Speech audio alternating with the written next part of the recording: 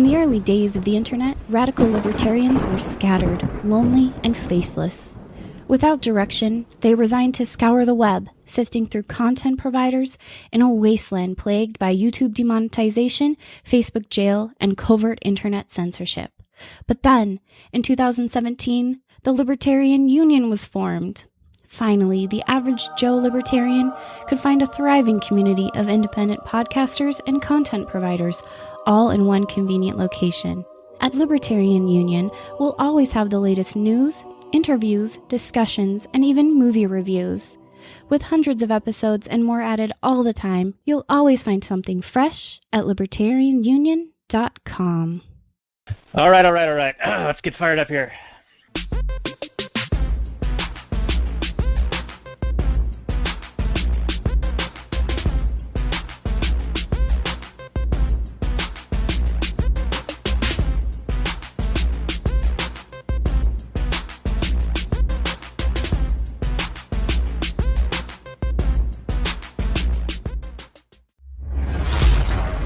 Maximum freedom.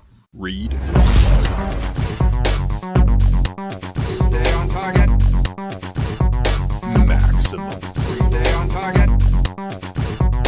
Maximum freedom. Read Rothbard. Hello and welcome to the Actual Anarchy podcast, the podcast where we talk about movies from a Rothbardian and Anarcho-Capitalist perspective. And tonight we're going to talk about The Last Jedi, the latest and greatest in the Star Wars franchise. This is episode 57 of the podcast, so you can find it at actualanarchy.com/57. And we're going to have our special guest back from our Trains, Planes, and Automobiles episode, the professional asshole. And he'll be back on with us for this episode on The Last Jedi, episode 7, episode 8. Episode 8 of the Star Wars trilogy, new trilogy, additional trilogy, something like that. It's the post ergo procto hoc post ipso facto episode of the Star Wars franchise. Started in 1977 with episode 4, 5, and then 6, and then they went 1, 2, 3, and now they're doing 7 and 8, and then 9 next year, or a year after next year. A year after, like tomorrow, after this comes out. So there you go. And you might have one last chance to save $150 off of the master level membership at Liberty Classroom. That's going on through the end of the year. Well, actually, I looked at the thing and it said till the 30th, which is going to be before this comes out. So you missed out. Darn it. And how you doing, Robert? Oh, hey, what's up, Dan? Doing all right. Well, all right. The Last Jedi. It's going to be a good one, I think. I think so. I don't know. Who knows? I don't know anything about these things. Well, I never know. It was an interesting movie to talk about. I never know how they're going to go, right? The episodes. Yeah, especially since you haven't seen it. Well, spoiler alert, everyone. I haven't seen this one, and I did go back and watch episode 7 right before this, so at least I knew who the SJW victims are in this one. Oh, Daniel. Playing your hand, huh? Early? Well, I have heard that it's not as blatant in 8 as it is in 7. But I did notice that there were a lot of conveniently placed not typical, but types or underrepresented cultures or people or races or sexes or genres, or I don't even know what you call them anymore. The whole strata, the rainbow United Colors of Benetton were represented in episode 7. Yeah, I would say that. And I'd say there's a fair amount of that in Last Jedi as well. I don't know if I'm just getting desensitized to it or if I'm just getting used to it and taking it as a matter of course. But especially since it's a Star Wars movie, I give it a little more slack because they're trying to represent this entire galaxy of people. And, you got all kinds of weirdo aliens and different peoples. It's not that it's okay. Even though traditionally one of the things that makes the Empire evil, I guess, is that they're very racist and they only let humans in. So it is, from the get-go, a fairly SJW-y type of franchise. Yeah, and I did notice in 7... You can't just be an evil government that does evil things. You also got to be racist. Well, yeah, and there was this huge attempt in episode 7 to showcase the First Order, is that what they're called? As this very Nazi-esque presentation style, like he's giving this very rousing, yelling speech in front of columns of soldiers on this planet that he's about to fire the weapon from the Starkiller, and it looks like, a very Hitler scene to me. Yeah, and that's that's very intentional. But George Lucas, I don't think was ever shy about wearing his influences on his sleeve with this franchise. He has openly admitted that he basically just wanted to film World War II in space. So you got to have the Nazis as the villains. Who can't shoot. And, and the Nazis. Although, yeah, the Nazis in real life were far better shots than the stormtroopers. But, I mean, you can't look at Hitler and say he wasn't fairly racist when he was complaining about the Jews and killing gypsies and homosexuals and whatnot. So. You mean like Che? Yeah, kind of like Che. The famous hero of the communists and the socialists of the world. I don't mean to bring us down. I mean, this is the holiday season, and it's the new year. This is the final episode of this year for us. This is episode 57, like I was saying, and we're going to have the professional asshole who was with us for our Thanksgiving special as well, which I believe was Trains, Planes, and Automobiles. Yeah. Let me see what episode number. I'll post it down below. Yeah, it was episode 50, 50. So that's at actualanarchy.com/50. And he'll be joining us in a few minutes. But before we get into introducing him back to our audience, how was your Christmas? You're still on the west side, yeah? Yeah, I'm over here on the west side. It's been lovely. I'm actually stuck here for another day or two due to the winter storms in effect in the western Washington, eastern Washington and central Washington. I probably could have braved it, but I don't know. Kind of having a decent time over here, and I thought I'd go back just when the roads are a little more clear. So I don't have the best all-terrain vehicle. It's the front-wheel drive car, but it's only got the one tire fire, and it just doesn't have the traction that I think a modern car should. You sacrifice some things when you don't, you go strictly for economy and other things like that. So, yeah, I mean, it's a fine car. Don't get me wrong, it's fine. But I'd rather have like an all-wheel drive Subaru at this point for the couple weeks out of the year when you actually need it. You mean like what we've got? And we haven't been anywhere in days. Yeah, you got the hermit style? Oh, yeah, it's super weird weather. It snowed a fair amount up here, and then it thawed and rained, but not enough to melt the snow. So it just made the trees really heavy, and then it refroze. So now all of our trees are bent over, and there's branches falling down, and it's super icy. And it looks really bizarre because there's ice cubes and things that have frozen and then fallen out of the trees onto the ground. So it's this kind of very strange environment, strange landscape outside the window. Almost alien, Daniel, as if you were in a galaxy far, far away. Almost alien, and I keep thinking I'm going to end up in a cantina with that whole thing. Shoot. No, I don't know what you're talking about. Shoot Greedo first. Are you speaking about something that I should know? I don't know. Yeah, man. 12 parsecs, of course. Okay. All right. Throwing out my Star Wars nerd. Is that you crapping out, or is that me crapping out? I don't even know. Who's crapping out? What are we crapping? You crapping? Do I sound fine? I don't know. You're kind of, every once in a while you crap out. You sound fine. You sound great. Fantastic. I've been hitting mute when I'm not speaking, and maybe I'm doing it a little too early. Little premature mutations. That would be par for the course. Oh, yeah, baby. So I have to ask a couple of things. We're coming to the close of this year, and when we were doing the Read Rothbard podcast, we often talked about your book and the progress. So what's the update on the book? Will it finish in 2018? Have you learned the ukulele? And give us an update on your artwork/t-shirt biz that's going to be launching soon and then be linked from the actualanarchy.com website. You are a son of a bitch. Yeah, so the book is kind of taking a back shelf to the whole Trubster idea, the webcomic with the T-shirt designs. I mean, I've got probably 16 webcomics finished at this point with another 30 of them kind of roughed out in terms of story, but not drawn at all. And that's going to be the main draw to the website, along with the writing and the T-shirt designs and, I don't know, like a blog post that's going to go along with each comic. And then, of course, the website or the podcast links and the other links to Actual Anarchy and that sort of stuff. And that should be, it's definitely coming out here in 2018. For the past couple of weeks, I was working on a Christmas gift for my family. That took up a lot of my time, so I didn't get a whole lot done there in terms of the website because, that was like crunch time. That's like the number one deadline, and I still made it. Although, let me tell you, if you are getting something printed and you are going by, speed and promises, I wouldn't suggest a site called overnightprints.com. They promise overnight. Sounds sketchy. And they failed hard. I even got online to chat with them, and they confirmed that everything was on schedule, even though they were 3 to 4 days late, and they still said they were still processing the order, or still in production at least, and they still promised everything by the 22nd, and I paid extra for stuff by the 22nd, and I got stuff on the 27th, which I don't know if anybody knows this. That's actually after Christmas. So when it all arrived, I had to make another special trip to go deliver it all to everybody. Not that it wasn't terrible to see my family again, but, you know, generally you expect to get what you pay for, and in this instance, I did not. So consider this a little warning about using a site called overnightprints.com. I'm sure if you don't care about the arrival time, they're fine. The print turned out fine. Got no real complaints about that. Just when arrival time is almost everything and you fail on the arrival time, then the score is very, very low. That's all I have to say about that. All right, and that is the rating and review for overnightprinting.com, right? That's the name? So black and red? Overnightprints.com. Overnightprints.com. Stay away. Black and red. Black and red.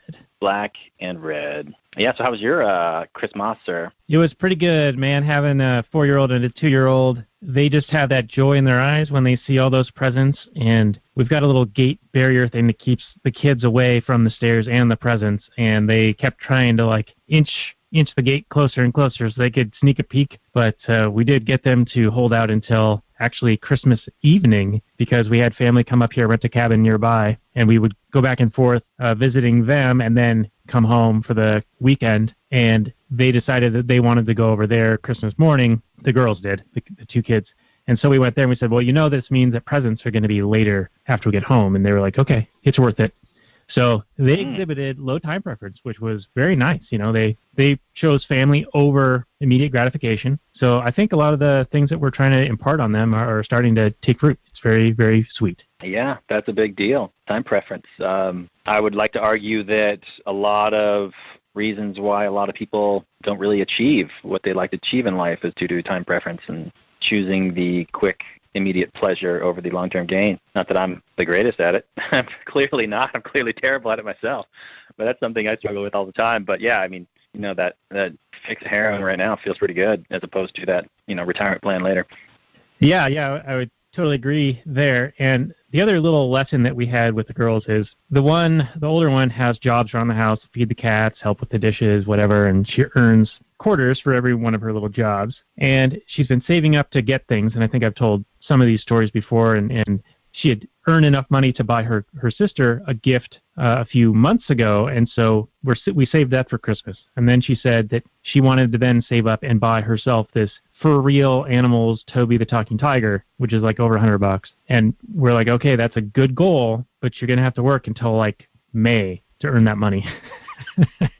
And then she said... That's a big percentage of her actual lifespan, isn't it? Yeah, it's a big chunk of her lifespan, yes. And then she decided that she wanted to get her sister the special edition Toys R Us exclusive one, the white one. And so we're like, well, okay, now you have to work till like next Christmas to be able to afford this. But we let her think that that's what she was working towards.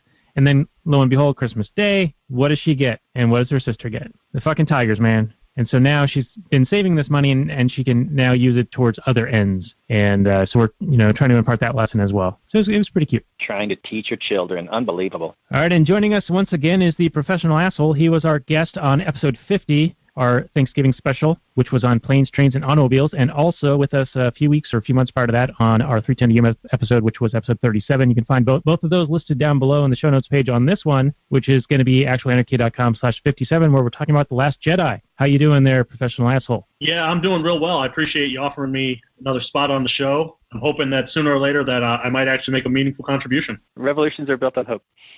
That's right. Yes. When you have no plot or point, you know, you just have to hope that in the future things will get better. Well, especially with lens flare, right? Enough lens flare will cover up a lot of plot holes. That's right. So tonight we're going to talk about The Last Jedi, the latest installment in the Star Wars franchise, and I believe this is the middle of the latest trilogy, right? So The Force Awakens was episode 7, but 1 of this new trilogy. This is Last Jedi, which is 8, and then 9, I think, is yet unnamed, but is supposed to bring this whole thing to a close. And I watched The Force Awakens the other night just to try to get some background on this. I have not seen The Last Jedi, but I'm expecting both Robert and his Star Wars nerd cred and the professional asshole with his assholeness to carry this one as far as the content goes regarding the movie. And let me just say that I did find The Force Awakens to be a United Colors of Benetton in space, which a lot of people kind of panned it for SJW, girl power type stuff. I did see a fair amount of that, though.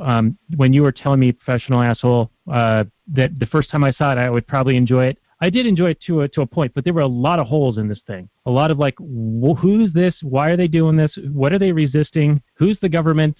And none of it made a whole lot of sense. And then why is emo Vader like this super strong, betrayed Luke and killed all the other Jedis in training, yet this girl who has no training whatsoever can overwhelm him? It just didn't make a lot of sense to me. Anyway, I digress. Let's get into the Google description for The Last Jedi, if we must. Star Wars The Last Jedi just came out, 2017, fantasy, science fiction, 2.5 hours long, pretty lengthy. 7.6 on IMDb, 91% Rotten Tomatoes. The Roger Ebert website gave it 4 out of 4 stars, and 76% of Google users like it. Luke Skywalker's peaceful and solitary existence gets upended when he encounters Rey, a young woman who shows strong signs of the Force. Her desire to learn the ways of the Jedi forces Luke to make a decision that changes their lives forever. Meanwhile, Kylo Ren, emo Vader, and General Hux lead the First Order in an all-out assault against Leia and the resistance for supremacy of the galaxy. And like I said, just came out December 14th. Director Rian Johnson doing spectacularly well in the opening in the box office, but I think I saw an article that's saying that it kind of dropped off rather rapidly.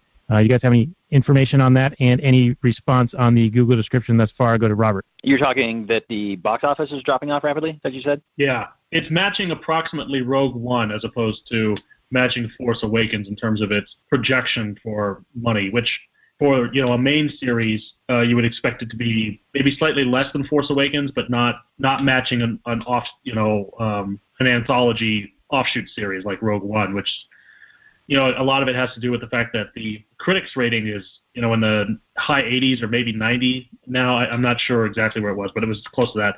But audience rating initially and continues to be somewhere in the 50s and 60s. The audience did not receive it nearly as well as the critics. Yeah, and there is a sharp divide between the Star Wars diehard type, canon fanboy type people who know the series, know the Star Wars lore and mythos, and even just the movies have been presented. And then the more casual viewers who I would say probably enjoy this movie a bit more, especially if you take it as a standalone film and not so much as a sequel to Force Awakens. There is a lot in this movie, not necessarily a whole lot, but there are several key points, I think, that were set up in The Force Awakens which just kind of get ignored or brushed under the rug and don't really go anywhere in this movie, which I think upset some people for sure. Especially the two big questions that have been left unanswered, which were who was Snoke and who are Rey's parents, which right. They answer the Rey's parents questions, but only barely, and in such a way that I think they may be leaving it open for future revisitation. And Snoke, they just basically said, "Oh, we're not going to deal with that at all." Yeah, and if you were interested in the Snoke character, sorry, you're not going to get anything. If you were interested in the lineage of Rey, and you were interested as to why she was such a Mary Sue character and able to do all these things with no training, sorry, no explanation for that either. So, yeah, as far as we can tell, it's basically just another Deus Machina where, the Force chose her, and so it teaches her everything. It just makes it happen. Yeah, which is kind of antithetical to the original trilogy, where, right. I'm sorry, but, Luke didn't really have anything to do with the Force or anything at all, even though he had this massive lineage from Anakin. Right. And it was only after he was trained by Yoda that he showed any kind of ability. Whereas Rey, apparently the Force just chose her, and she's just super, super awesome for no real reason. Now, I've heard one theory, and this is totally just a fan theory, but I've heard one theory that kind of explains it, in that there's always balance in the Force, or the Force tries to always balance itself, so that with the rise of Kylo Ren on the dark side, there had to be an equivalent light side person, and that turned out to be Rey as chosen by the Force. Snoke even I don't know if I necessarily buy that, but yeah. That's been one theory. Well, Snoke even kind of mentions that in the movie where he says, didn't I tell you that as your power grew, your equal in the light side of the Force would arise? So I don't think it's too ridiculous, but the problem is, the Force, which is supposed to be it's an entity. It's not an intelligent entity, or it's not a personal entity. It doesn't represent, like, say, the Christian God interacts with people individually. The Force doesn't seem to do that. It's a feeling that you have, or quite literally, they call it the Force for a reason. It's a force. It's not a person. Right. So it seems to be going significantly out of its way in order to have a personal relationship with Rey by teaching her things supernaturally that in previous generations it did not seem to do. It was there to be used. It was created, and Obi-Wan says in A New Hope, it comes out of everything and it holds the galaxy together. So it's not only born when new things are created, but it's also creating new things in and of itself. So it's supposed to be a very sort of an Eastern concept of creation and destruction fused together in itself, like in some of the Eastern concepts of deity. It's not a personal entity the way like the Christian God is, or even the other Abrahamic religions. Right. It doesn't necessarily have a consciousness or a will of its own. It just kind of is. It's like a force, like the nuclear force that binds molecules together, that sort of thing. Some people will say, the will of the Force. Like, certainly that was the case of Chimrit Imwe in Rogue One. He would say things like, all is as the Force wills it, or something. But the problem is it doesn't. It seems to be sort of a dry determinism or something like that. It's not a personal determinism where things might actually be specifically shifted. So it's just they haven't. I don't know if they figured out how exactly they want to be portraying the Force, but they need to make it a little more consistent. I mean, same basic problem we had when you went back to the prequels, and it was like, we got to invent these concepts called midichlorians in order to explain how the Force comes about. It's like I don't think you do. You don't have to make the Force this material concept, like it's born out of material circumstances, or it's just sort of the nature of the universe or something.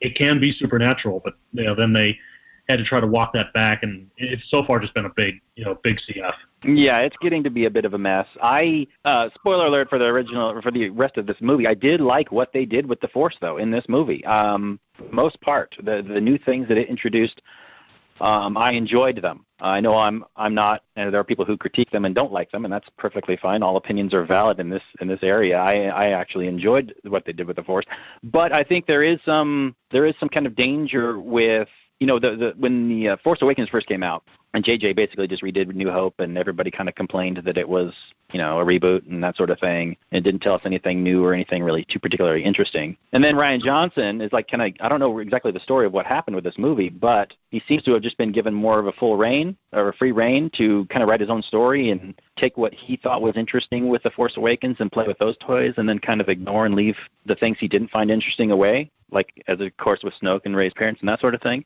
But then he's just free to kind of play with the Force, and the Force kind of is whatever the current director and writer think the Force is.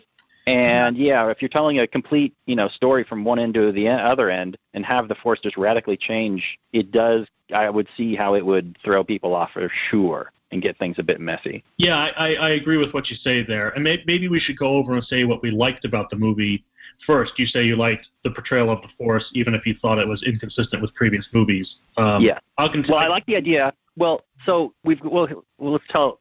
Okay, so Luke has been on this island for decades, right? At least 10 years, maybe longer, just meditating and being a living Jedi dude. So I like the idea that he might have created or invented this thing. I mean, he didn't obviously invent it because Snoke is also doing it. But if there's some sort of convergent evolution in Force design, I don't know. But, Anyway, so, the things that we did like, go ahead. I'll let you start. So I'll actually say I liked the first act, or at least certainly the first half of the first act, the opening sequences, where, you have Poe Dameron, again, we get introduced with him again, just like in Force Awakens, and he goes about with this somewhat subtle trickery that has, a little bit of jocularity to it. And then he goes on this very bold and badass maneuver in order to do some serious damage to First Order, right? So, he does some serious damage to them, and that's in keeping with the character. We see the same thing in Force Awakens, where he's extremely bold and willing to take a lot of risks in order for a lot of reward, which it causes him to come in conflict with Leia and some of the other leaders of the resistance movement. Right. Yeah, so in addition, I liked the way they introduced Luke at the beginning. I liked how they were quickly able to move through multiple different characters. I liked how they first introduced Finn, obviously with the somewhat slapstick introduction where he's walking through the hallway, basically naked in a leaking healing suit and stuff like that. It was all cute. It was good, and it brought you in. But after the first 20 to 25 minutes, things really started to, in my opinion, fall apart, especially with the overall plot point of the movie, which was basically we're going to run and hide until we can find a place to run and hide again. So yeah, I found the opening scene, the whole setup for the movie is basically a very contrived slow motion chase scene, and I did not like that at all. It works okay, sort of, if you don't really think about it and whatever, you're fine. But who wants to sit and watch one snail chase after another snail? I just thought it was really, really dumb and painful because. Okay, so what we've got here is a large force of First Order ships are able to track the rebels, okay, and they got their rebel fleet. And so as soon as the rebels jump out, like light speed out, which is traditionally you're just able to escape. Anytime in the past history of Star Wars, you're able to escape. Well, there's been a new technology, and somehow the First Order is able to track somebody through light speed. Okay, fine. I can buy that. Yeah. But then, so they warp up to the rebels, and the rebel ships are a little bit smaller and maybe just a little bit faster, or about slightly the same speed, sort of. And they are able to slow motion stay equidistant from these First Order guys who can't like warp past and then come warp back or whatever.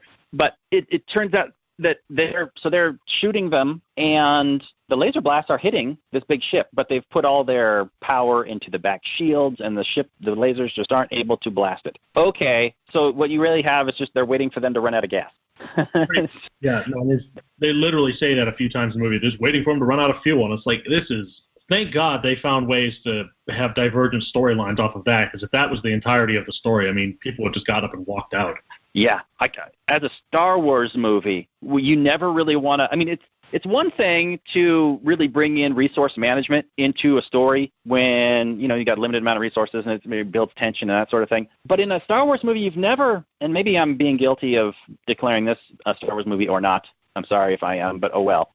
I've never really thought about, resource management. You're just there to kind of have fun space battles and watch things blow up and see massive aerial skill. And I don't know, just all of a sudden you're bringing in this run out of gas thing.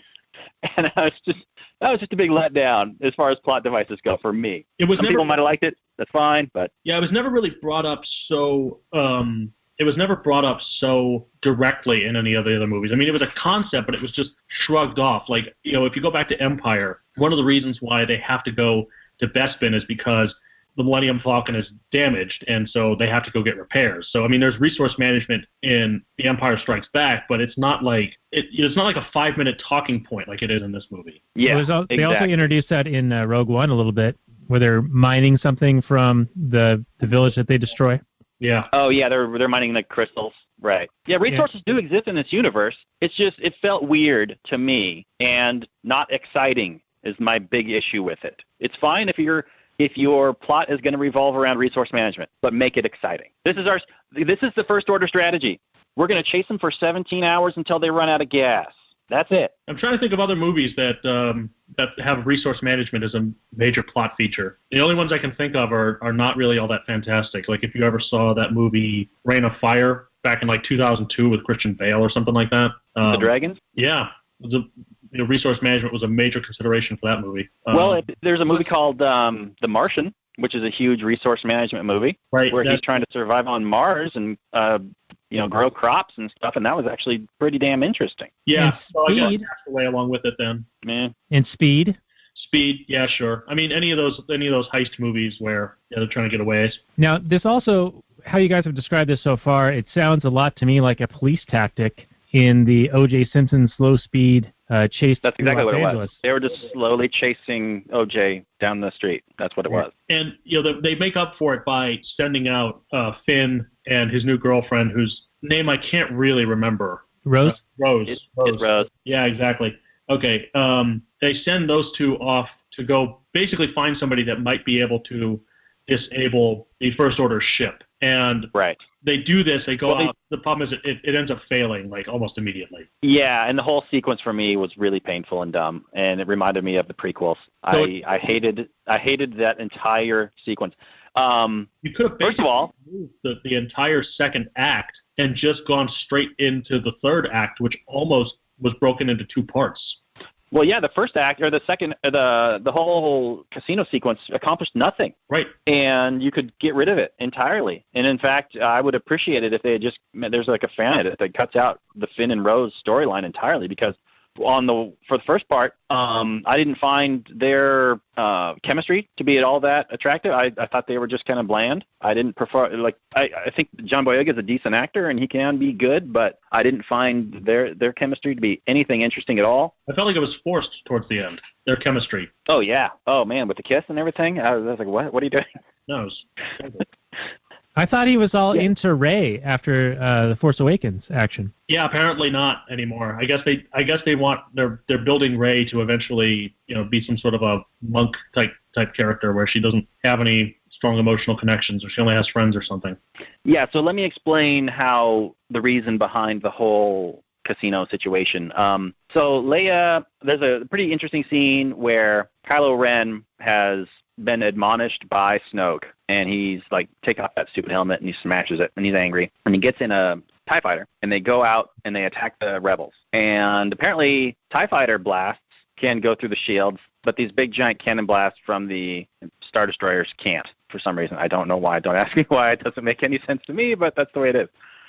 So Kylo's like aiming at Leia, and he's like, I'm not going to kill my mom. Am I going to kill my mom? It's pretty interesting. And then he decides not to, but then the other TIE fighter people, friends with him, do. And Leia gets blown out of the deck, the bridge, and then she force powers herself back awake, and then puts a bubble around herself, and then force powers back in. Let's talk about that real quick, because the way they portrayed Leia dying, they really did do a straight Deus Machina to bring her back from the dead. I mean, when she got sucked out into space, you're thinking, okay, that's it, and everybody else is dead. But suddenly everybody else is dead. I mean, the way they even portray it, it's like the sun hits her face and she wakes up and then flies back to the ship. And walks through the door, basically knocks on the door literally and says, "Yeah, bye. Can you let me back in?" That's exactly what happens. It was when we say that's exactly what happens. That's exactly what happens, and it's just bad movie making. I mean, sorry, like if you want her to live after this, or you want her to die or something. I mean, it could have been better if for some reason, Kylo Ren is sitting there debating, do I kill my mom? Do I kill my mom? And then sees the TIE fighters going in, and he kills the 2 TIE fighters, and then has to come up with some ingenious answer for why he killed his own men or something. That would have been a better way to handle it, not just have her get sucked out into space and then, oh yeah, no consequences there. Sorry.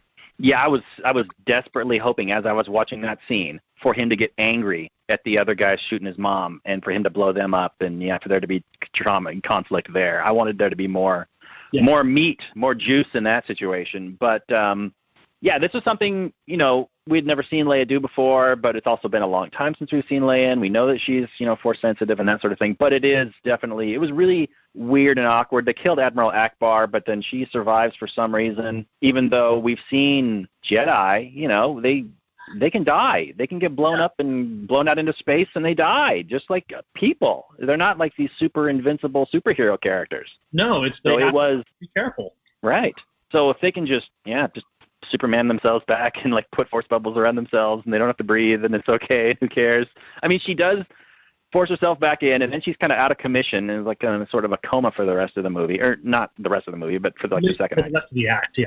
Right. And then so that leads us to get this purple-haired Laura Dern admiral-type captain person who is now in charge. Yeah. And I've heard her called Professor Gender Studies because of the way she looks, and I like that title. It's pretty funny. Honestly, I have to agree with that. She really does look like how I would expect some gender studies professor to look. And even the way they portray her in contrast to Poe, I mean, they were basically saying, the female wiliness, right? Like the measured wiliness of the woman is better to the straight aggressiveness of the man who's, always ready to punch somebody but can never think more than beyond the punch, right? Like the woman is somehow the one who has long, foresighted views, and the man is just this wild, aggressive animal who is necessary when you need a wild, aggressive animal, but not when you need to do any real work.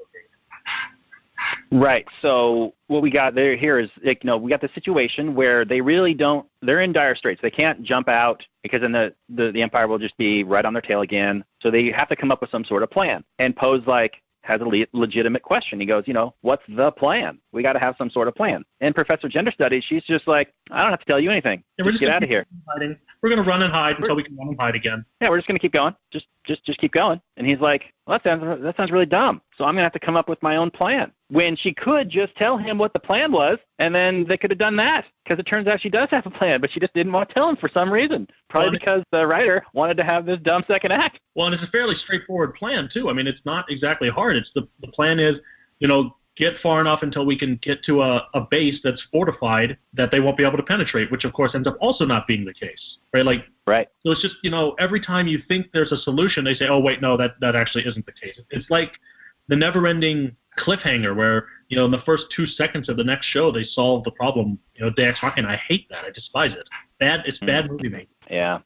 Yeah, and I also did not enjoy the humor in this movie. I mean, there were some scenes of levity, and I appreciate the tone a lot of the time. But in the original trilogy, and maybe I'm just an original trilogy fanboy, but I don't think so. I think those movies hold up the test of time due to strong writing. I think that a lot of the humor came about from the witty type of bantery type interactions between Han and Luke and Leia and Chewbacca and these kind of guys. This movie, it seemed more like, I don't know, it was just weird, off-putting kind of humor and just kind of jokey jokes. I did not really laugh, and I thought that the humor was more, I don't know, lazy and not within character. All of the humor was slapstick in one way or another. It was either Finn walking around, like in an embarrassing bozo situation, like roughly the equivalent of having your hospital robe open in the back so everybody can see your butt. It was basically that. Yeah. Or it was, little creatures getting into mayhem, like gremlins or something. So you had the Porgs on Luke's island, and you had Mark Hamill actually voiced the character of that little gambling creature that tried to put a bunch of coins in BB-8, which BB-8 later then shoots out at stormtroopers and stuff like that. And, it's just like, this is all slapstick. Yeah, this movie is a lot like, at least the setting is like the Zamboni scene in Deadpool, where Deadpool is like going to run over a guy in like 10 minutes. But I would argue that one scene is funnier than this movie is. And that's, if you like the humor in this movie, great. I applaud you. It's fantastic. I mean, whoever's listening to this, it didn't hit me. And oh well, it's not the end of the world. Yeah. Well, Solo's not in this, right? And he provided a lot of the witty banter. Yeah, like the deadpan, dry humor. Yeah, you lose that tone, I think, with this movie.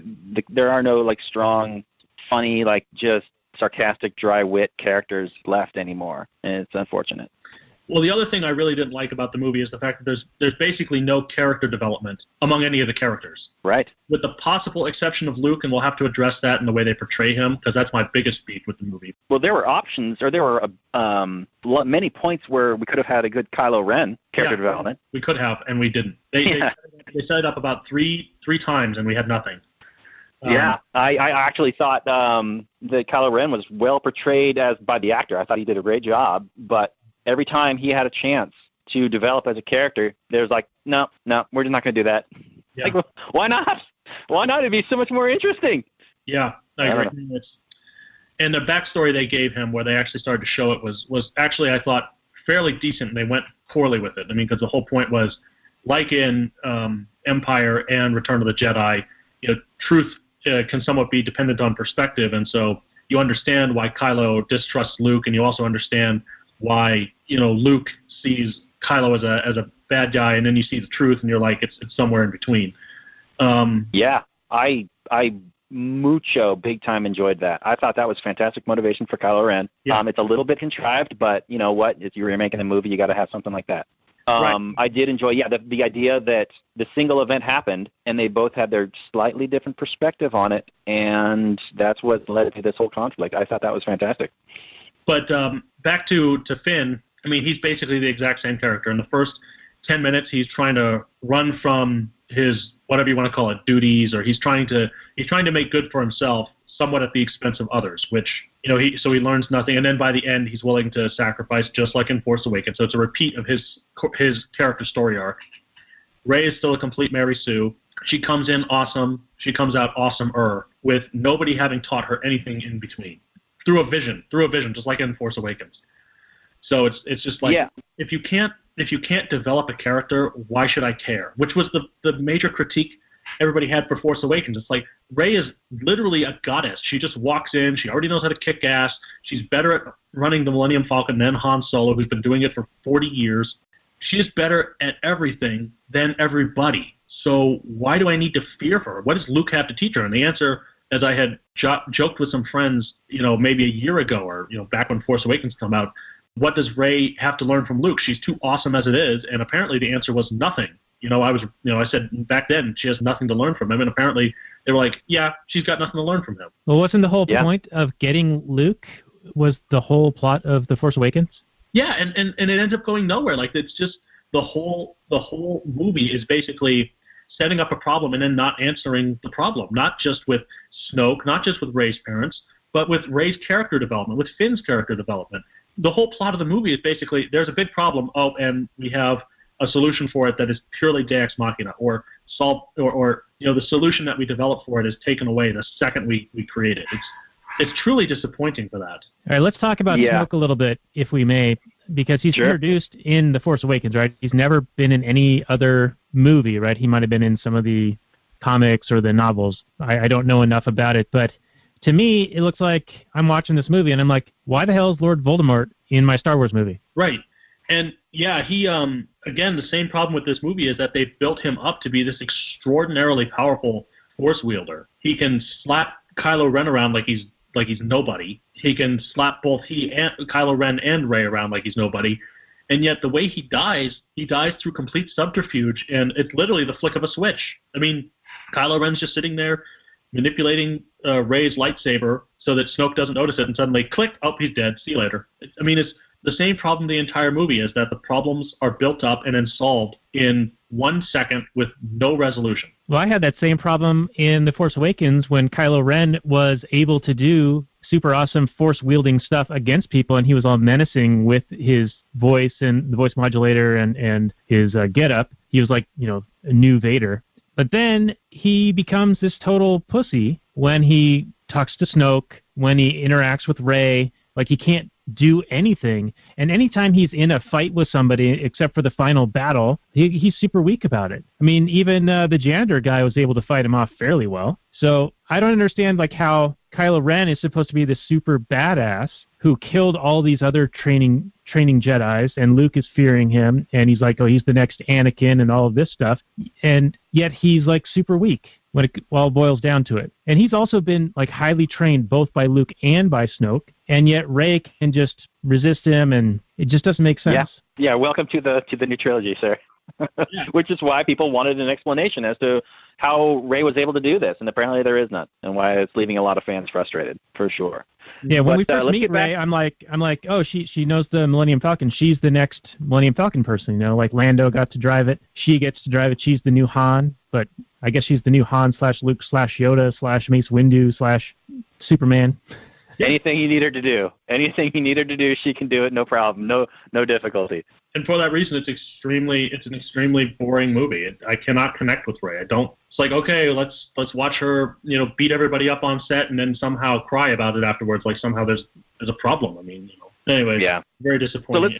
So I wanted to get back into the casino scene, because what happens from Professor Gender Studies not telling Poe the plan, Poe's like, well, we need to come up with a plan. And he uses Finn and Rose, and they are going to go off to this casino planet in this smaller ship that's like docked in there, and they're going to go and try and find this slicer who's going to get them on board the lead ship, the lead Star Destroyer that is tracking the rebels. So if they can knock that out, then the rebels in this little window could escape, and they wouldn't be able to find them. So, okay, that's a solution to the problem. Great. So they go down to the planet, and they park on the beach, and apparently this is what gets them thrown in jail, because apparently it's illegal to park on the beach. And they find these horse animals that are being raced, and they're saying that this is terrible evil. And then they get arrested, and they get thrown in this jail and they find Benicio del Toro's character named DJ, who I thought he did good enough with what he had. I kind of liked the way he made his little character kind of unique. With the way he talked. I have no issues with that, but he has very little screen time and whatever. But it begs the question, because the DJ Slicer guy, let me back up just a little bit. They're talking to Maz Kanata on this like hyperspace telephone, and she's in the middle of this battle with a labor dispute, whatever. And she's saying, you got to go find, because she knows everything, right? You got to go find this guy with this flower on his shirt. And he's the only guy in the galaxy that can slice into the Empire security code deal Bob Jigamas. And they're like, cool, okay, we're going to go do that. Where is he? Oh, he's on this casino. He's always gambling at this table on this casino place. Okay. So they go in there, and then they get thrown in jail because they parked on the beach. And then they're in the jail, and they find the DJ guy, and he's like, oh, he just happens to be also an awesome slicer guy. And then he just proceeds to escape out of the jail. So that begs the question, why didn't he just escape out the jail a long time ago? There's no reason for him to just be hanging out in the jail cell unless he, like, totes loves it in there. It doesn't make any fucking sense. Yeah, it's more meaningless victories to invented problems. Yeah, absolutely. When people and then, the movie, it's go ahead. Reasons, and everybody, a lot of people who are defending the movie are saying, oh, it's just like with the Amy Schumer, right? Like it's a bunch of alt-right racists who are complaining about it. When they say she's not funny or something. No, they're saying the same thing. Like it's a bunch of alt-right people who hate a strong female character, and it's like, no, it's a boring character. This is a boring character. I mean, people liked Wonder Woman. They hate Rey. Yeah, and they loved Princess Leia in A New Hope. Yeah. I did. She's fantastic. She's a strong female character. She was great in that movie. Yeah. And in Empire, and the whole original trilogy. She's fantastic. Anyway, so Rose is upset about the horse racing, so they decide to free the horses, even though they're these little slave kids, and they don't free the slave kids, but, who cares about slave kids? Right. So they free these horses, and they smash up this casino, and then they're running out, and they escape out of this casino. And first they're going off to, they don't even get any of the slicers because DJ goes off in one direction, and they're on this horse running away. And they're going back to their ship, having accomplished nothing. But then they're out on this field, and they're like, well, we sure showed them. We sure showed those rich people. Did you? Did you show those rich people by just smashing up the casino they like to gamble at? Well, and they commented that all of these rich people were there because in some way they were connected to weapons dealing, mostly to the First Order, which I thought was kind of ridiculous because it's like, okay, if they're dealing weapons to the First Order, you think they only have one customer, or are they dealing them to the rebels as well?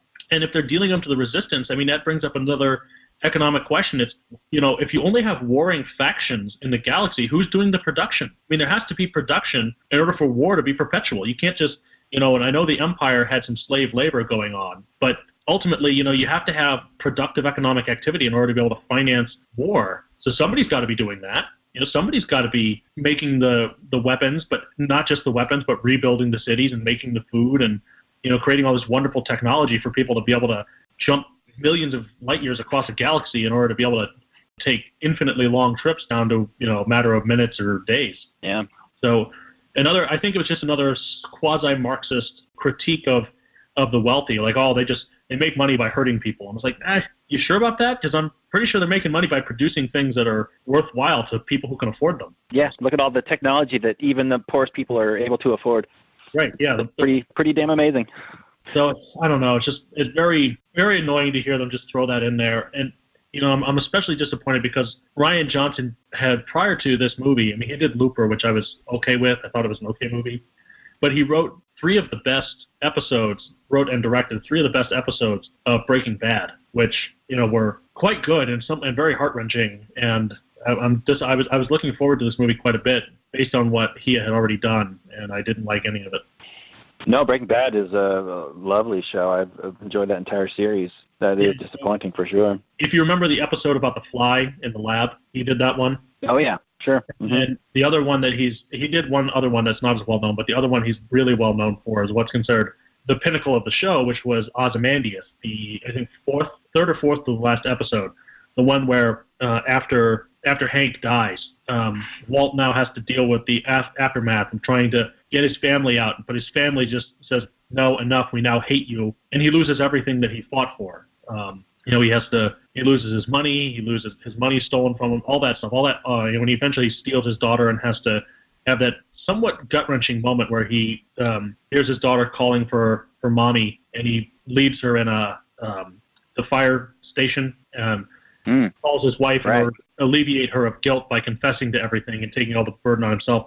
So that very heart-wrenching episode that you watched was Rian Johnson, the guy who directed this movie, where all of the decisions had consequences, major consequences. This movie has none. It's almost the exact opposite of what he normally does. Yeah, I'd really, sometimes I'd like to be a fly on the wall in some of these meetings and decisions where movies get made, because I wonder how much of this, even though it's credited to him entirely as writer and director, I mean, Kathleen Kennedy's got to have a ton of input, and there've got to be other people, execs and whatnots, that have some input. I not to say it's not his fault, right? But I mean, if he's able to do such good work and he knows what storytelling is and knows how to do it, then there's got to be some interference. There's, you know. Well, a lot of the worst things in movies are due to executive interference, people who know nothing or very little about character development and story and arcs and that sort of thing, and just want to see shit shoved into a movie. Right. And, yeah. Well, we had that with both Rogue One and Solo. You know, both of them, the directors were on for much of the movie, and then the movie was yanked, rewritten, and massive reshoots were done.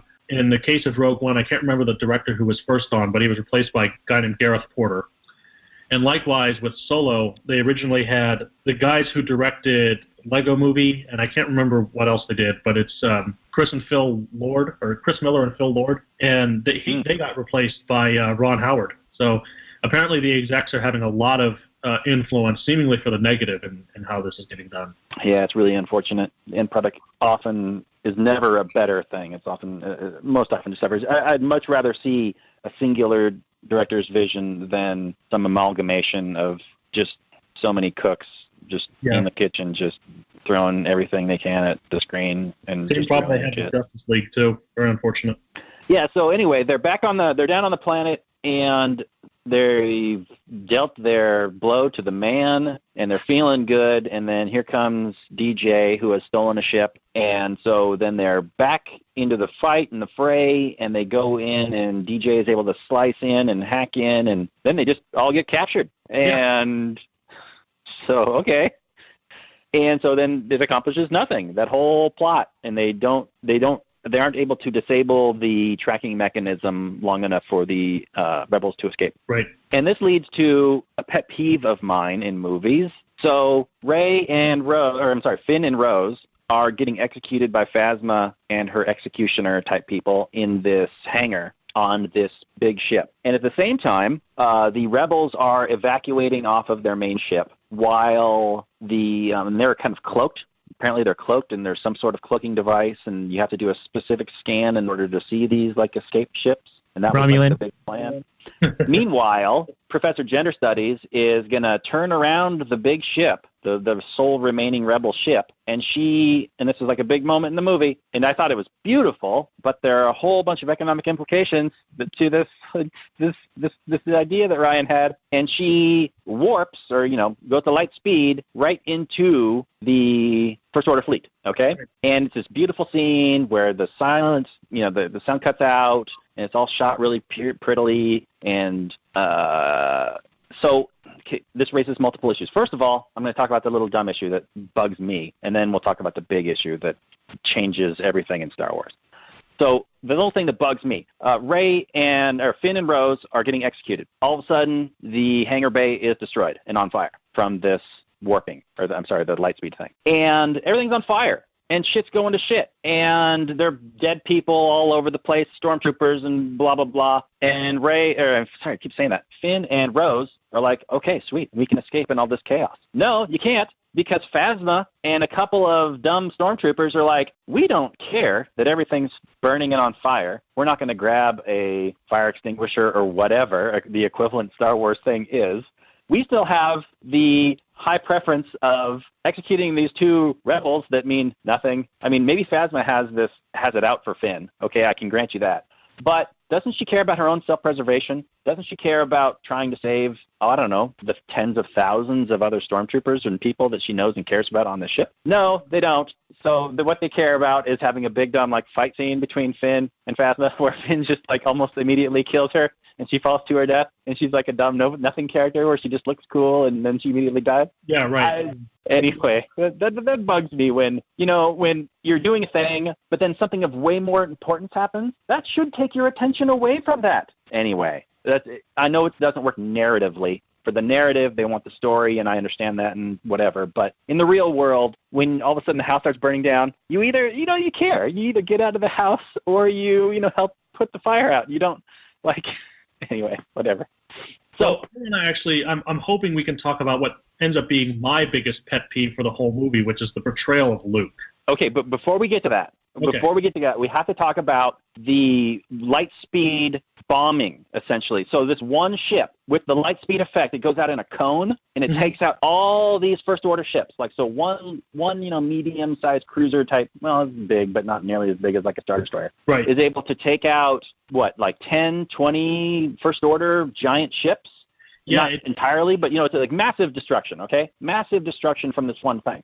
So why aren't there, light speed missiles that people fire at big clusters of ships or at all? Why wouldn't that be the case in all Star Wars combat? It was you're right, a solution that brought up many more problems. Not the least of which was the fact that Admiral Holdo waited until about more than half the escaping ships had been destroyed by the First Order before she got it to turn the ship around and kamikaze herself into these oncoming ships. It's like, come on, if you're the only person on the ship and you're willing to stay there until it dies so these people can escape, it seems to me that would have been the natural thing to do. Or, I don't know, just my disappointment is starting to sound in my voice as well.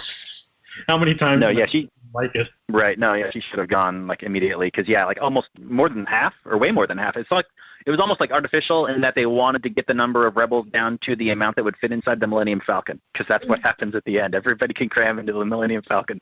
Yeah. So we can't have too many rebels live. We can only fit so many on this little freighter. Okay. This YT-1300 Corellian freighter? Yeah.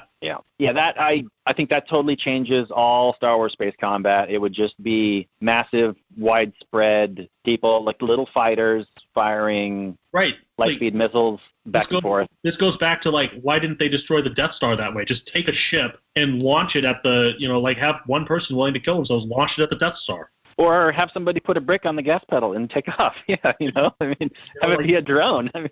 What? Yeah, it just created way too many problems. It's a nice little sacrifice when you're watching it. You're like, oh, thank you, thank you, Professor Purplehair. You saved us. And then you're like, oh, why didn't you do that earlier? Yeah. And I'm okay with things getting discovered for the first time, but it did not seem that was what the case was. She seemed to know what she was doing, and that this would be the effect. And nobody seemed to react like, whoa, we've never seen that happen before. That was amazing. I was like, yeah, that's what happens when you do that. And we all know that. So why don't you do that all the time? She should have done it 77% sooner. Oh. Yeah. Nice one, Daniel. I got to contribute something on this one. That's right. You're still here. Yeah, I forgot. Right. I see him sitting there drinking his soda in the background, and I'm like, Daniel, what are you even doing? Well, my hostly duties, but not watching the movie, it makes it a little bit tough. But tell me, what happens with the Snoke character? From what I understand and what I read, and spoilers, of course, is that there's some telekinesis going on, or telecommunication between Rey and Emo Vader, and they eventually confront the movie. Right, yeah. And it's actually orchestrated by Snoke, and he confronts them and is kicking their ass, and then Professional Asshole, you said that he dies rather quickly and anticlimactically. But what was the whole point of the Snoke character? He's supposed to be this all-powerful Jedi Master who's been conditioning and training Kylo, but Kylo can't do shit. I mean, I'm still stuck on that. Yeah. Well, we get this scene where it's basically a retelling of the Return of the Jedi scene where Luke turns himself into the Emperor, complete with the scene where Rey looks out the window at the Rebel fleet that's getting destroyed. And Snoke's kind of gloating about how he's orchestrated the whole situation and how everybody does what he says and how he knows everything. And he was the one that set it up between the two so that he would bring her to him and blah, blah, blah. And maybe he realizes that she's a Mary Sue and he wants to turn her to the dark side. And yeah, but if you're interested at all in the Snoke character, sorry, we just get him as this big bad character who immediately gets killed by Kylo when he uses the Force to turn the lightsaber and then flick it on, and there you go. He's dead. Yep. He's basically forcing Kylo and Rey to have visions of each other while one's on the First Order's lead ship and the other one's with Luke training. Not even training. I should not exaggerate what happens during their interaction. And they're having this communication where it's supposed to be, hey, you and I aren't actually all that different. Maybe we can discuss. So that Kylo goes through and tells her, here's why I hate Luke. This is what happened, and she's sitting there saying, well, here's why I hate you, because blah, blah, blah. Snoke is arranging this interaction so that they are basically tempting each other to join forces with the idea of corrupting Rey. So he's got all these abilities where it's like he can slap Kylo Ren around and psychologically manipulate both Rey and Kylo without Luke noticing. And then again, as Robert says, he just dies. I mean, it's not even a like there has to be a sacrifice. It's purely subterfuge. It's basically shoving a guy down the stairs when he's not looking. That's what it is. Yeah, pretty much.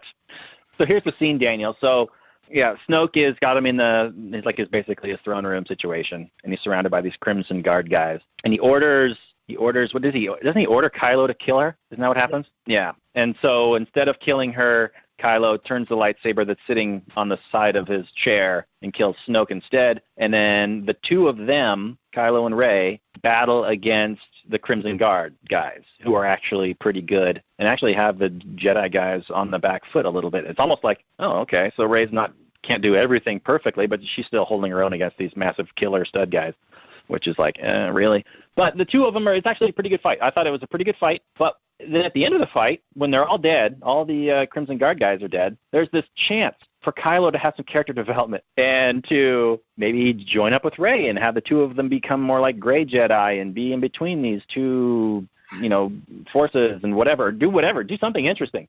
Instead, Kylo's like, no, join me and we will rule the galaxy together. Why would he think that she would do that? That was my one issue with Return of the Jedi, where Luke has no motivation to ever just join up with the dark side just for no reason. I mean, and that's why the turn of Anakin Skywalker in the prequels is also, at least he has a little bit of motivation with the desire to save his wife. But still, he just goes from being, oh no, there's this evil Sith, to I will do whatever you want, Master.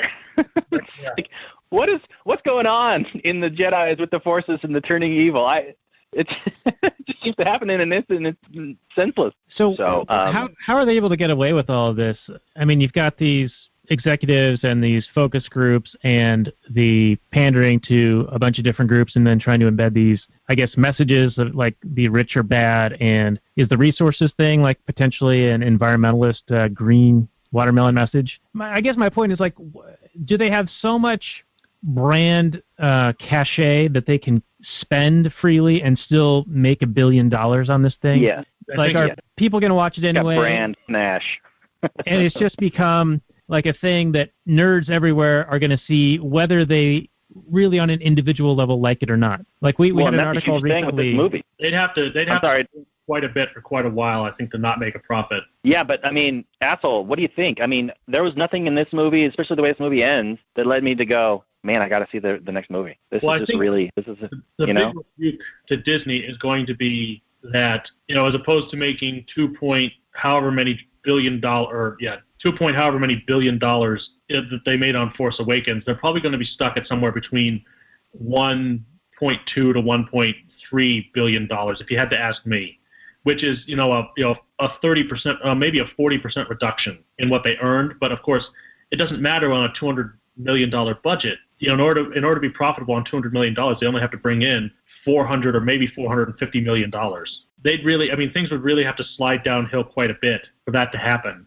So I think their brand recognition is pretty high. Plus, half the money they're making, or much, much more, is the fact that they have access to the characters for the parks, for merchandising, for toys, all that stuff. So they're going to really have to keep screwing up quite a bit for quite a while before I think that's a problem. Yeah, I tend to agree. I have a little bit more hope for maybe Rian Johnson's own trilogy. Maybe, because maybe he was just, thrown in and, make your own movie based on this first movie and go. And then we'll try and figure out what this third one is going to be. I would be more comfortable with, a single person or a single team doing all three movies. I think that's a better idea.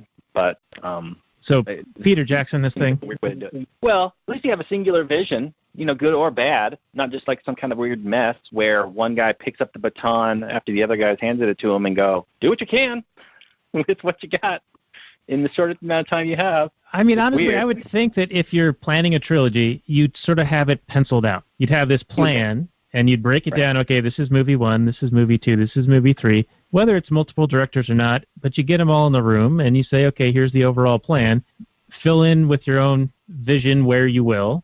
Throw in some Easter eggs and some spoiler or some, cutesy things that are callbacks to the super fans and all that stuff. But have an idea where you're going, and when someone passes you a baton, pick it up. Like, there were many things at the back end of The Force Awakens that it sounds to me like they didn't do anything with in Jedi. I've heard that the Finn character, who's the janitor, right? He basically does nothing, right? Like, he's all built up as this main character. Everything he does could have been taken away, yes, with no loss. In fact, probably would have been better.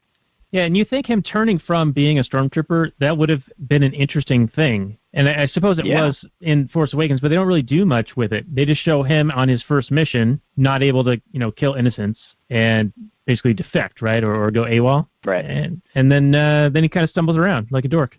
But his accuracy improves once he takes that helmet off, apparently. That's right. Yeah, that was my point too. Is like all of a sudden he can shoot because he took off the white uniform. Now he can shoot. Well, the helmet gets in, it's like foggy or something. You never know. But let's get into Asshole's main point he wants to discuss, because I know it's a big point of contention with fans, and I know Asshole's got some shit to say here. So let's talk about the characterization of Luke here, sir. Well, do you want to start? Because I think, honestly, I would prefer to have you get your points out first, because I've got almost like it's not quite a speech, but let me just say, it's going to be something like that. All right, good. Well, I'll probably be a lot more positive than you. Okay. So Luke, from the last time we saw Luke, he was this kind of noble hero journey type character where he is, trying to save his father from the dark side, and he sees the good in him, and this and that. He's doing the noble hero type thing. Fast forward, 30 years or whatever the timeline between Jedi and this is, and Luke is this bitter kind of like, he's had it with the Jedi, he's had it with the Sith. He thinks the Jedi are full of hubris, and he's just bitter. He's had a bad experience trying to teach the new Jedis. He starts this school in between movies where he's teaching Kylo Ren and these other students. And he's such a bad teacher that when Kylo has this one interaction with him, he's able to just leave and go, Luke just tried to kill me. Everybody, you want to come with me? And they're just like, yeah. So Luke must have been a real shithouse teacher for them to not go, really? Luke just tried to kill you? Are you sure? Let's go get Luke's side of the story. Come on, guys. Let's go see. Oh, no, I just killed him. Are you sure? Really? Let's go see his body. Because that doesn't sound right. I still kind of feel him with my force power sensitivity. So, yeah, Luke must have been real shithouse of a teacher. Anyway, so Luke is this bitter guy who's just had enough. And so he kind of cuts himself off from the Force, is what they say in the movie. And that's why he's unaware of a lot of the things. And that's why he went to this out-of-the-way, hard-to-find place so that he wouldn't be found and he could just die in peace. He said he came there to die, which is a real kind of a 180 from the Luke we last see, for sure. And it's definitely a massive departure from the Luke Skywalker in the expanded universe. Isn't this a Jedi trope, though? I mean, didn't Ben Kenobi go hide out on Tatooine, and didn't Yoda go hide out on Dagobah? Yeah, but with the hope of being found by Luke so that they could train him. Right. So, yeah, so when Rey originally shows up, and you get this, what's going to happen? What's he going to do with this lightsaber at the end of Force Awakens? He just takes it and he just throws it over his shoulder, like, kind of like in a jokey way. And he's like, I ain't doing none of this shit. Yeah, I'm too old for this shit. Get out of here, kid. What do you expect me to do? What, am I going to just grab a laser sword and go cut up the entire First Order? That's just, what fantasy land are you living in? The way he actually puts it, he doesn't say the word lightsaber that we all are accustomed to. He says laser sword. Yes. That's exactly what he says. Through the course of the movie, surprise, spoiler alert, Yoda appears, and Yoda kind of gives him a little talking to, sort of, and kind of his point is that, you learn more from failure than you do from success. So he was trying to, teach Luke that, yeah, you failed with Kylo, but don't give up and whatever. I think that was kind of his point. Yeah. But then Luke, so the rebels have escaped, to this little planet, this old rebel base on this salt planet with these little crystal dog things, little crystal foxes. And apparently the crystal foxes know who the good guys and the bad guys are because they immediately trust the rebels and they hate the Empire. When the Empire shows up, they run away. Anyway, so then we have a replay of kind of the Hoth scene in the beginning of Empire where these walkers are coming across and the rebels are in these kind of old junky flyer things. And they're fighting it out. And there's a real dumb scene where Finn is going to try and sacrifice himself to save his friends, and then Rose comes and crashes into him and tells him that we don't fight what we hate, we say what we love. That's a direct quote, by the way. We don't fight what we hate, we save what we love. Even though Finn was just fighting what he hated so that he could save what he loved.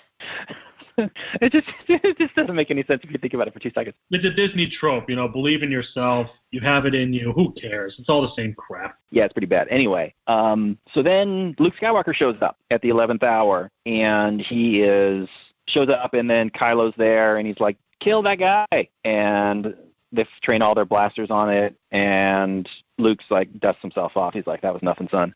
And so Kylo goes down there, and they're fighting it out. And I thought that the fight scene was actually really, really cool. I enjoyed it. I enjoyed, just from a pure spectacle, Star Wars fanboy, yay, Luke kind of situation. I thought that was pretty cool. Now, what turns out is that he is fighting Kylo Ren, but he's actually just a Force projection, and Kylo can't actually hurt him. And another example of a very tense and built-up problem with an immediate and stupid resolution.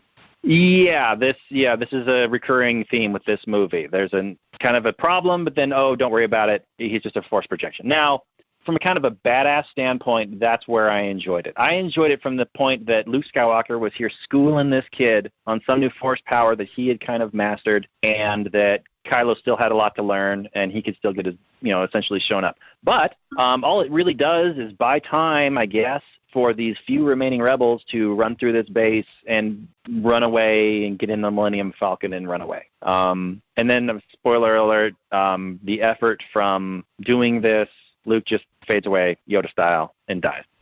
And that's it. Now, so I have issues, and I'm probably going to agree with Asshole on most of the things he says here, but from just a pure kind of a badass, like, I'm showing you, kid, I can do something, punk, I thought that was pretty cool. But I have issues with it. Go ahead, Asshole. Let me hear this, the screed you got. The screed, yeah.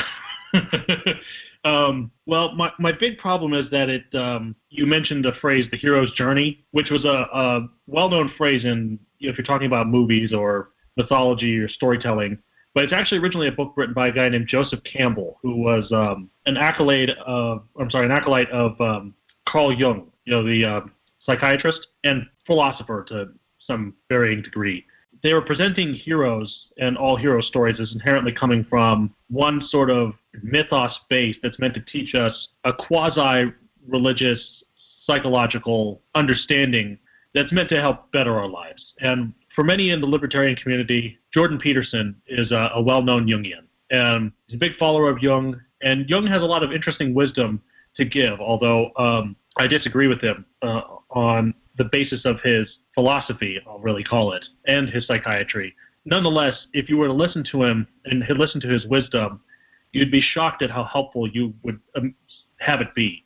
So Joseph Campbell is writing this book called The Hero's Journey, about the basic 12 steps that any hero takes on any of his journeys. And George Lucas was a big fan of Joseph Campbell. They were personal friends, and he used Joseph Campbell to help him really put Star Wars together. Star Wars is basically a step-for-step rewriting of variations on the hero's tale. And originally Luke was presented in the way Jung would have described a hero as a traditional Western sort of a hero, meaning that he won through sacrifice. Luke was strengthened in A New Hope by the loss of his master and friend, Obi-Wan, and eventually risked his own life to destroy the Death Star. In The Empire Strikes Back, he's fighting for his friends so that they can survive, and he loses his hand, and he suffers a lot of personal loss. And in Return of the Jedi, he's willing to sacrifice himself in order to kill the Emperor and save his friends in the Rebel fleet. The problem is that the new Luke isn't like that. He's not sacrificing himself. And he's not, in fact, he thinks the concept of sacrifice is somewhat useless. And ultimately, the way they portray Luke is he ends up not being a hero, but rather an inspiration for other heroes through the repetition of a mythos that's no longer real, right? So Luke is no longer this hero who actually goes out and fights the First Order and wins, but rather people falsely think that he's done it, and therefore, young slave boys in far distant parts of the galaxy are inspired by the story so that they can start rebelling in their own small ways. So it's taking away, in my perspective, what the traditional Western hero mythos provides us with and what an actual hero is, and replaces it with this highly degenerated form of a hero that's not really a hero at all, but is only a hero because he's been made to be a hero through storytelling. Well, that's interesting. Yeah, very much so. They even say, in the movie, we're not going to do anything here, but this will light the spark that'll burn the First Empire or the First Order down based on what happens here today as they're escaping and whatnot. So yeah, it is what is told about Luke Skywalker, like the legend and the mythos will inspire others as opposed to him having the agency himself to fight the battle himself. Yeah. And I think the problem with that is that a true hero, the ones that are really inspiring, are the ones that actually die or actually save somebody, tangibly save somebody. Whereas mythos heroes, they're just a way for there to be the next generation of revolution. It's not, and revolution is always overturning somebody else's order so that you can replace it with your own, as opposed to, in my opinion, a true hero is one who sacrifices himself for an ideal so that people will live according to that ideal, even if it doesn't directly benefit them now. And, I mean, I'm not just going back to, traditional Christian historicity or theology, where I could make that sort of on-the-nose, obvious argument. But let's just take, say, Martin Luther King, right? He actually had to die in order for his message to be well-received. And people to start saying, look, I'm willing to be hosed by a fire hose and bitten by dogs in order to sit here passively and peaceably and be wronged so that people can see how evil this situation is, as opposed to, I think, the latter, where it's the mythos hero type thing. It's the way they aggrandized, everybody from Karl Marx to Lenin or something like that. Lenin died of a cold, but if you talk to Marxists, it's he died out on the battlefront killing the bourgeois, as opposed to he died of a chest cold in Finland. So that was my biggest problem, was that they changed Luke's inherent character makeup from being a traditional Western hero to this sort of maybe Eastern, maybe postmodern. I'm not sure exactly where Rian Johnson was coming from on that, but not to my liking. Yeah, I mean, you make excellent points, and if I was writing this movie, I would have probably had him, lead by example and show how you do, how I would have done something differently probably. But I do, and you are making valid points, by the way. But I do appreciate the different. It was a take, I guess. It was a take that he tried, and maybe it didn't work for a lot of people.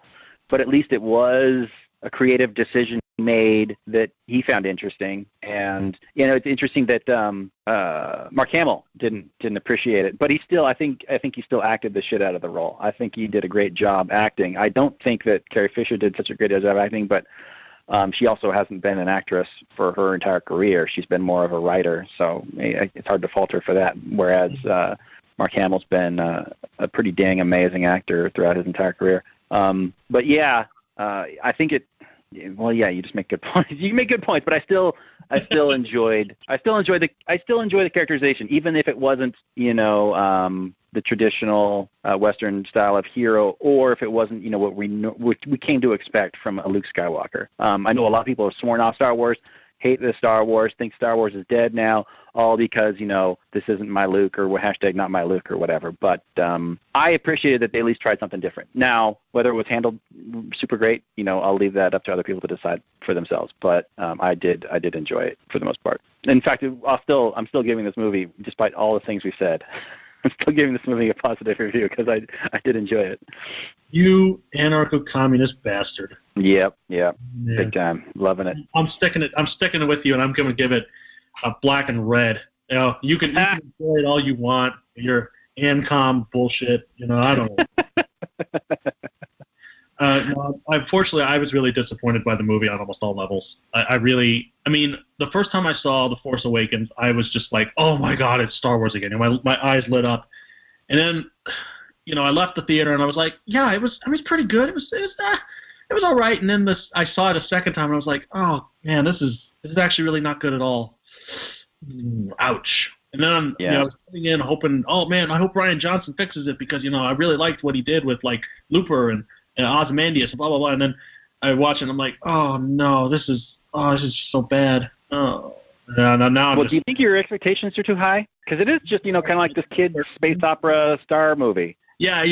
I do find it funny how every time I go to Wikipedia, they always describe Star Wars as a space opera, and I'm like, are you fucking kidding me? Opera? I think you're shooting a little too high. Let's be honest. Yeah. Anyways, but no. Yeah. I mean, it's possible that my expectations are too high, given that Star Wars is something I really enjoyed as a kid. 6 to 13, obviously. Prequel trilogy had not really come out until I was a little older as a kid, and I did not really, obviously, like it that much. The problem is I can still go back as an adult and watch the original trilogy and enjoy it, even from a non-nostalgic point of view. Like, it's still gut-wrenching to hear, no, I am your father. Like, it's still like, oh, man, that's bad. But Empire is also my favorite. A New Hope is, like, once you've seen it, a couple hundred times, it's got problems, obviously. And Return of the Jedi is no masterpiece. But, Yeah, but what carries that trilogy, in my view, is the characters. The characters absolutely are absolutely vital. I need to care about the characters. I need to enjoy them interacting with each other. I mean, if there was a sitcom or any kind of a recurring TV show where it was just kind of like Han and Luke and Leia and Chewbacca just going around having adventures, I would watch that in a heartbeat. Just that core group just riff on each other and interact so well, and I would just watch them do anything. Something about the chemistry in those characters and the writing of Lawrence Kasdan and that sort of thing. Those movies hold up to this day, and I don't think it's my nostalgia glasses on either. I think that those movies are just good, and the practical effects don't get shitty like the CGI and the prequels do. So yeah, you haven't been. Yeah, man. There's something to be said for just good, strong storytelling and strong, likable characters. Yeah, it's hard to be this disappointed, but I was. I hate to say. So what are you expecting out of the episode 9? Anything? Well, I don't know. They changed up the directors again, but they originally had Colin Trevorrow, who was basically Spielberg's apprentice. He did Jurassic World, so I was expecting a massive CGI super space battle. Yeah. And we'll see. We'll see how that goes. I honestly think they're going to need to start including more lightsaber battles. I mean, they had sort of, like, I'll say 1.5 in this movie. They had the one between Kylo and Rey and all that. Right. They had some blaster fire and some other stuff, but compare that to, say, Empire, where you're dealing with, like, three lightsaber battles. So I don't know. We're going to have to, I think we're going to need a little more lightsabering, but I don't know. Yeah, I think they can do some really strong lightsaber stuff, but it they have to have impact and you have to care. They can't just be about how much flash and splash we can do. They have to be meaningful, and actually have character development and growth. And I just don't understand why they have options for character growth, and they're just like, nah, never mind. We don't want to do that. No, that would be interesting. So, well, yeah, we could have Rey fail at something. Ooh, imagine that concept. We can't have a woman not be able to do something. She can only do 77% of what Kylo Ren can do. So. Well, Daniel, are you still here, buddy? No, I think unfortunately he got cut out. He messaged me and said that the freezing snow and ice has cut the power out to his house, so he had to cut out early in order to make sure that he wasn't screwing up halfway through, or So we're gonna have to wrap up for him, unfortunately. Well, now wait a minute. Is this even being recorded then? Oh God, I sure hope so. Ask him. Hey boys, can you hear me now? Yeah, we can hear you. Is it still being recorded? 10 minutes or? We are. I'm on auxiliary power on my router, and it'll last like 10 minutes. All right, so let's go ahead and wrap up. Hopefully we haven't lost anything. Otherwise, we'll just have to try to make do. Yeah. All right, boys. Well, it sounds like you guys continued the conversation after I dropped out, so that's good. Let's go ahead and do the summary and review, and then our black and gold or black and red ratings, and we'll end out the show. Oh, we're already past that, you loser. Yeah, where have you been? Yeah, where you been, man? We already assigned it a rating, All right, black and red, baby, all the way. You haven't even seen it. Yeah, what do you know? You know what you're talking about. This is a 50-50. We're completely egalitarian today. It's 50-50. Yeah, that's right. All right, everyone must be equal at all times. Exactly. By force. Well, go ahead, Robert. You can give your quick summary and review so that Daniel's no longer lost. All right. So, yeah, this movie is very flawed, but and it works better as a standalone movie. I really don't understand why they just had Rian Johnson write his own movie in the middle of a trilogy and think it would be cohesive with the first one. Or who knows what's going to happen with the third one. Who knows? But all that said, and all the problems and all the issues that it raises, I still had fun watching the movie. It does look good. The performances from Luke, I enjoyed. I did not enjoy Finn or Rose or most of the other characters, unfortunately. Rey is still a nothing character. I don't understand why they're going with this Mary Sue feminist power, she can do no wrong thing. It's you got to understand that that's not interesting to anybody. It just isn't. When a character has no flaws and can do everything perfectly the first time, then there's no challenge. There's nothing that she has to overcome. If this is Rey's story, then she has to fail at some point. She has to be challenged. Something has to go wrong. She has to make mistakes. And we have to like her. She has to have some personality, some quirks, some interesting things that she does or some opinions that she has that makes her stand apart from some other Joe Blow, or else why do we care? And making her a nobody is interesting only in the sense that anybody could be the Force person thingamajigger, and you don't have to be a Skywalker or a whatever. I'm okay with that. You don't have to be an Obi-Wan Kenobi daughter. But explain why she can do everything perfectly the first time on the first try and never have a problem with anything ever. And better yet, just don't do that. Have her have obstacles to overcome and make mistakes. And this is storytelling 101, people. I don't understand why I have to explain this. So, but anyway, lots of problems with the movie, but I still had a good time. If you can turn your brain off and just watch this movie, having forgotten the first one, it's better. But yeah, lots of issues. Still had a good time though. Black and gold, barely. It's like a 6.5. Well, I think Robert is being extraordinarily kind. I am a nice person. I was disappointed at almost every aspect of this movie. I hate to say it. With the exception of the first, 10 minutes being fairly entertaining, the movie was just, I did not enjoy it in any sense. I thought they made major fatal flaws. I felt like they were sacrificing what could have been a good movie in order to have simplified tropes at best. So all around, it's got black and red, and if black and black were a possibility, I'd give it that. I really did not like the movie. I did not like the characters. I did not like the writing. Didn't like the storyline, and I felt like it. I don't know. It's like if you're taking the clothes off of a girl who's a solid 10 and you find out that she's a man. It's just very disappointing.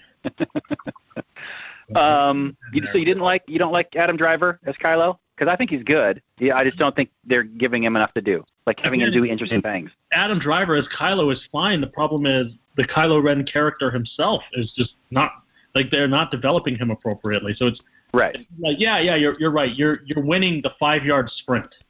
Sweet. Yeah, give Kylo something interesting to do next movie, please. Give Rey something interesting to do. Yeah. Have her develop these characters some. Have them learn something. Have them overcome challenges in interesting ways. Good Lord. But I did enjoy when they had conversations. I liked that they were talking to each other. I thought that was fun. Yeah, it was a little bit lazy screenwriting, but I liked it. Adam Driver shirtless. Yeah, that was uncomfortable. Yeah, which they even say, could you put on a robe or something? I was like, yes, please.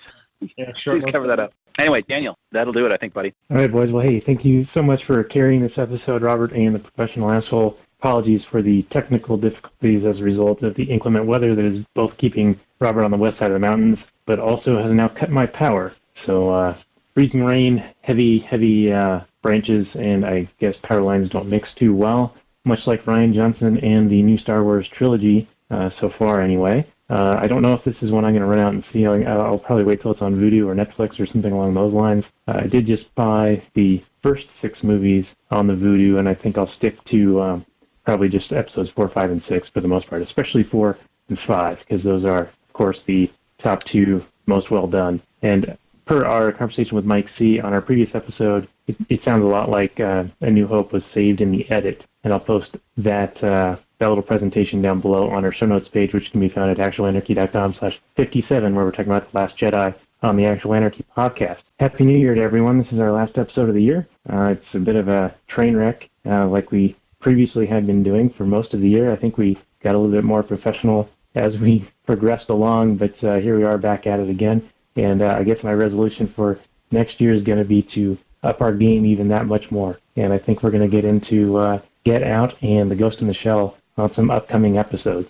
So Happy New Year, everyone, and I'll pass the mic over to Robert and then to Professional Asshole, and we'll say goodnight. Yeah, look forward to what we have to do in the new year. Also look forward to a bonus Libertarian Union episode. I think that's going to be released with, is that going to be a Kenny episode, or is that going to be, who's going to be releasing that? I think it's going to be on Wizardly Wisdom and Liberty Weekly and maybe a few other members of the Libertarian Union. I wasn't sure if we would post it on our feed or not, but we'll definitely have it available on the site. Yeah, and that's going to be a fun kind of hangout and kind of like a year-end wrap-up, best and worst lists and all kinds of fun stuff, so look forward to that. Other than that, it's been a fun year. We have had some technical challenges here and there, but that's the way it is. Hopefully we have gotten a little bit better. Hopefully you enjoy the content, and we'll have a whole lot more for you in the next year. We're not planning on quitting anytime soon. So Happy New Year, everybody. Grab somebody you love and give them a big old fat hug and kiss. Take it away, asshole. Finish this out. Well, since I'm an asshole, I love nobody and I will hug nobody. I will only end the year by saying that if you're one of those people that needs to say Happy New Year and you have these New Year's resolutions, it's probably because you're a pleb and, there's really not much help that I can give you if you're not already helping yourself. Become Ayn Rand's perfect ideal of a hero or, just quit because nothing's going to get easier for you from here on out. And on that dark note, good night, everyone. Thanks for joining us for this episode. All right. Good night. Good night.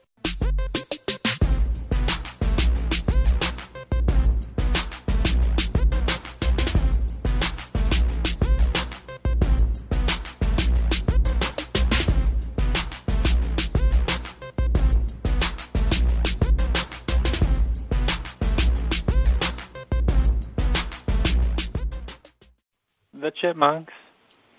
CHIPMUNK. We're the Chipmunks. Guaranteed to brighten your day. Do do do do do do do do do do do.